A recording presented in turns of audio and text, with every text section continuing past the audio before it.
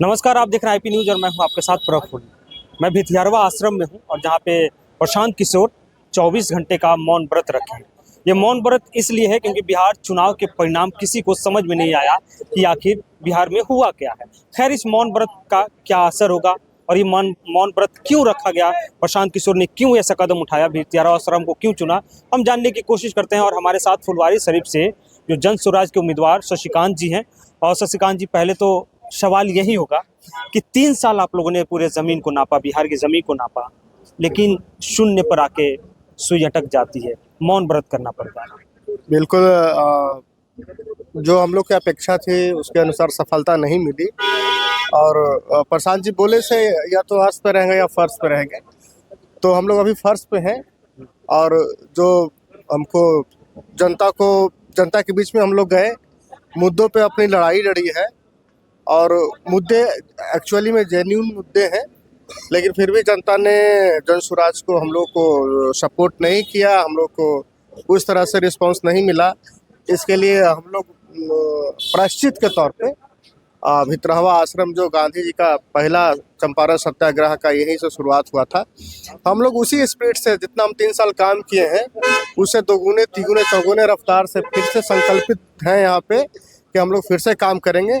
और ये प्रायश्चित है कि हम लोगों ने जनता का जो मुद्दे हैं उनको उठाया, लेकिन उस पर हम लोग खरा नहीं उतरे। जनता के मुद्दे उठाए लेकिन जनता ने सपोर्ट नहीं किया, क्या कहाँ चूक कहाँ है? देखिए, चूक तो कहीं ना कहीं हुई है, तब ये स्थिति है। लेकिन अब सवाल ये है कि जिनकी सरकार बनी है वो जनता से जो वादे किए हैं, हम लोग का जो वादा किया गया था, उनके 2 वादे किए गए थे, उनको लगा कि नहीं ये ज़्यादा लोक लुभावन वादा है।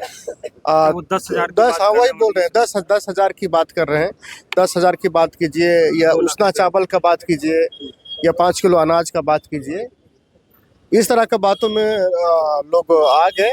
तो प्रशांत जी भी कहें, हम लोग भी कह रहे हैं कि जो 2 लाख रुपया जो कहें कि हम लोग 1.5 करोड़ महिलाओं को देंगे, एक विधानसभा में लगभग 60,000 70,000 महिलाएं हैं, तो हमारी आज के बाद ये मांग रहेगी। और हम लोग पूरे क्षेत्र में जाएंगे, पूरे बिहार में जाएंगे, महिलाओं के बीच में, जीविका दीदियों के बीच में ये रखेंगे बात कि अब आपको 2 लाख रुपया मिलना चाहिए। एक चीज़ और, दूसरी बात ये कहना चाहेंगे कि हम लोग ग्राउंड में जब बात कर रहे हैं, लोगों से, महिलाओं से भी बात कर रहे हैं, तो डरा धमका के वोट लिया गया है। बिल्कुल डरा धमका के वोट लिया गया है। लोगों को ये कहा गया है कि अगर वोट एनडीए को नहीं दोगे तो 10,000 वापस तो लेंगे ही, 1,90,000 भी नहीं मिलेगा। इस तरह की थ्रेटनिंग दी गई है, घरे घर जीविका के माध्यम से उनको थ्रेटनिंग दी गई है महिलाओं को। और ये भी कहा गया है कि सीसीटीवी कैमरा लगा हुआ है बूथ पर, सब सीसीटीवी कैमरा में देख रहे हैं। अगर एनडीए को वोट नहीं दोगे, कमल छाप पर और तीर छापियान जो उनके सहयोगी दल है, और उनके छाप पर वोट नहीं हो तो 10 रुपया तो वापस, 10,000 वापस ले ही लेंगे।